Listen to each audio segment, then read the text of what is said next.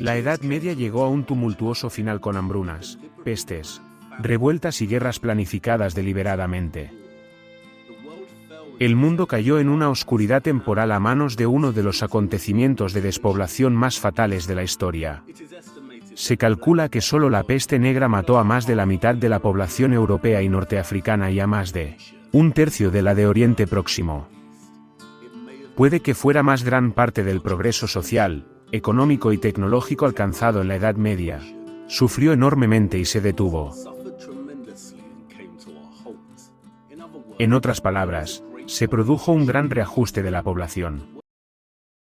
La palabra resetear significa volver a una condición anterior que, en esa oscuridad, una luz empezó a agitarse y a brillar cada vez más. La luz del Renacimiento significa resurgir o nacer de nuevo.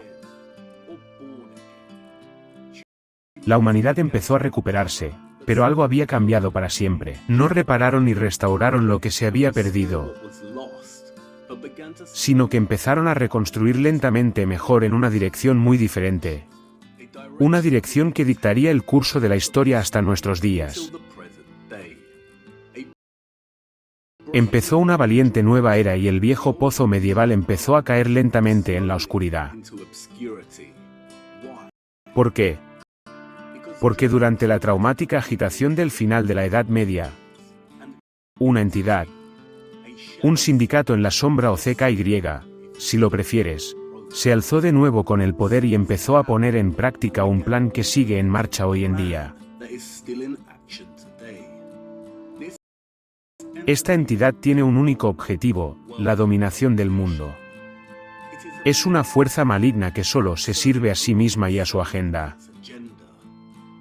Es el imperio sobre todos los imperios. La Roma en la sombra. Se mueve muy lenta y astutamente como una serpiente, a menudo oculta mudando de piel. Allá donde va. Los personajes conforman la anatomía de esta entidad. No es fácil identificar a esta criatura, pero tiene un modus operandi muy característico. Opera por medio de estados nacionales infiltrados. Utiliza acontecimientos escenificados a gran escala para promover su agenda. Ha orquestado estos acontecimientos desde finales de la Edad Media. Y sigue haciéndolo en la actualidad. Cada vez que lo hace, el plan avanza lentamente. Una de sus principales señas de identidad es su religión.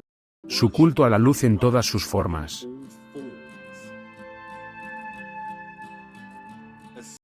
Especialmente la luz celeste.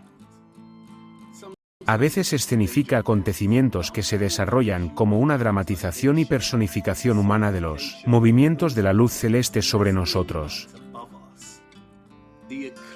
El eclipse es su corona y su jugada de ajedrez. Sumirá al mundo en la oscuridad. Un anillo para gobernarlos a todos, un anillo para encontrarlos, un anillo para traerlos a todos, y en la oscuridad, encontrarlos. Solo a ellos, traer de vuelta la luz, a los salvadores y sus soluciones que la sociedad abraza con los brazos abiertos. Cada vez que esto ocurre, esta entidad avanza lentamente en su agenda. Cuando esta entidad ascendió al poder inicialmente, había conseguido sumir a la sociedad medieval en la oscura plaga del hambre, y luego restauró la luz. Con el Renacimiento, fue uno de los mayores movimientos de eclipse de oscuridad a luz de la historia. Un gran restablecimiento de la población. La humanidad ha estado desde entonces bajo el ácaro y el dominio de esta entidad y sus proezas coloniales. El Renacimiento marcó el comienzo de la era de transición en la que el mundo pasó a la modernidad. Durante los primeros 400 años de reinado de esta entidad, su objetivo principal fue la implantación de la globalización y, a su vez, el globalismo. Conectando el mundo a través del comercio, la tecnología, la religión, la ciencia, etc. Lo consiguió mediante la infiltración, el colonialismo, la esclavitud, la industrialización y la guerra. No todo el mundo acepta el cambio, surgen competidores por el poder. Esta entidad tuvo que protegerse y conquistar con la fuerza militar e imperial. Tuvo que dividir y conquistar. Divide nuevos métodos de defensa y ataque. ¿Qué es una estrella? Luz celeste. ¿Quién adora la luz? Susamos libertas el sol invictus. Su otro objetivo primario central era borrar y sustituir la historia del viejo mundo medieval.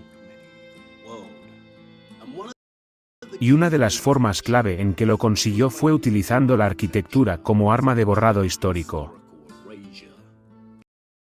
Durante el Renacimiento, esta entidad ideó un nuevo estilo de arquitectura denominado Nuevo Clásico. Lo hizo extrayendo elementos estilísticos de la arquitectura europea románica, gótica, de Oriente Medio y maorí, y fusionándolos. Ha ocultado esto, y pienso mostrarte cómo esta entidad utilizó entonces este nuevo estilo clásico y técnicas de reconstrucción de pseudos canteros masones para comenzar a reemplazar el viejo mundo medieval. En muchos casos, fabricar la historia.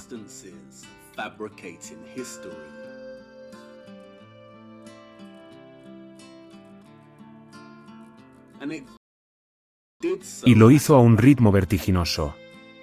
Empezó en Florencia y luego se extendió por Europa y después por el resto del mundo.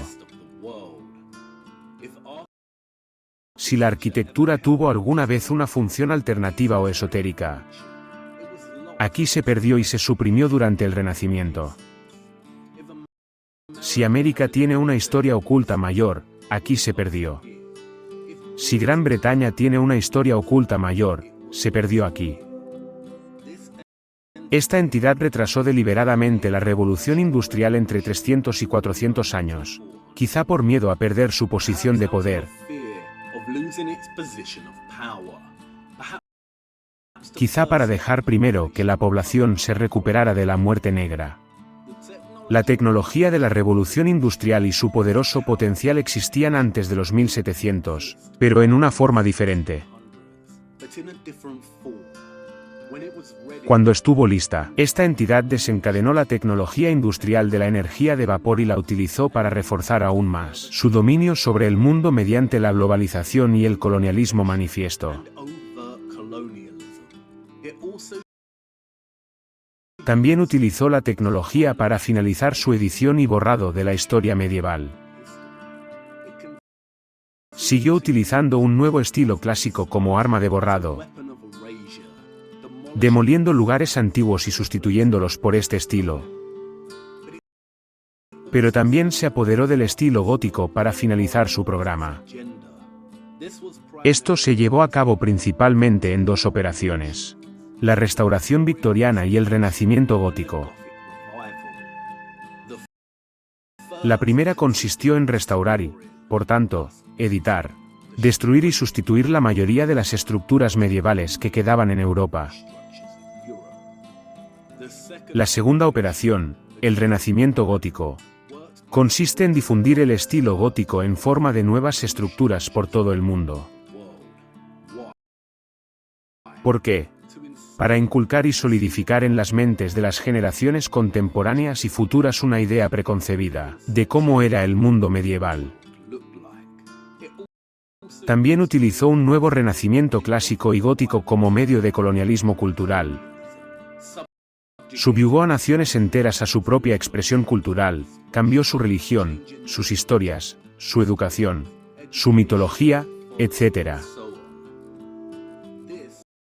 Esto no pertenece a la India.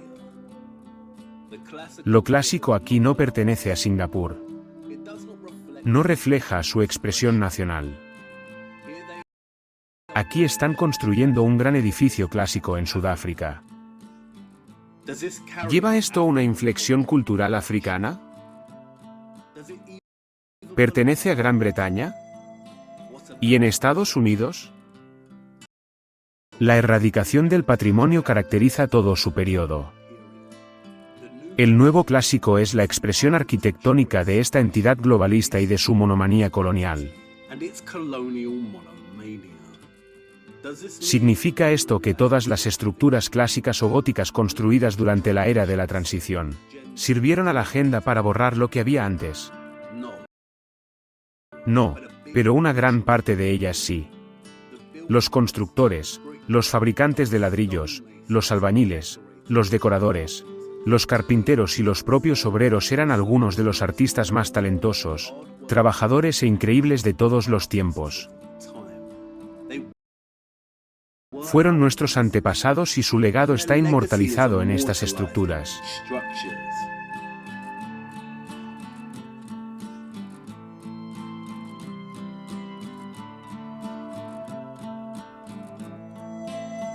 Hombres, mujeres y niños. Sin una forma muy astuta y siniestra de esclavitud infantil, no habría habido revolución industrial.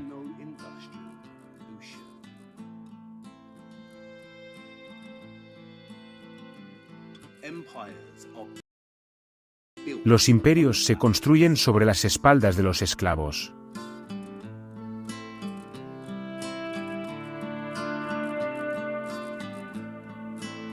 Los trabajadores, tanto libres como esclavos, eran el músculo y el talento. Los Brunelleschi, los Palladio, los Renz, los Gilbert Scats. Estos eran los directores visionarios, las manos gobernantes que se aseguraban de que las estructuras se ejecutaran conforme a ciertas especificaciones, asegurándose de que cuando sustituyeran o restauraran lo que quedara del viejo mundo medieval no quedara nada que pudiera traicionar la reescritura liberal de su historia por parte de su amo. Este objetivo se alcanzó a finales del siglo XIX con el desarrollo de la piedra artificial, una piedra templada producida en serie. Creo que por eso hoy no construimos así. Podemos hacerlo y a veces se levanta una increíble catedral. O una mezquita se levanta.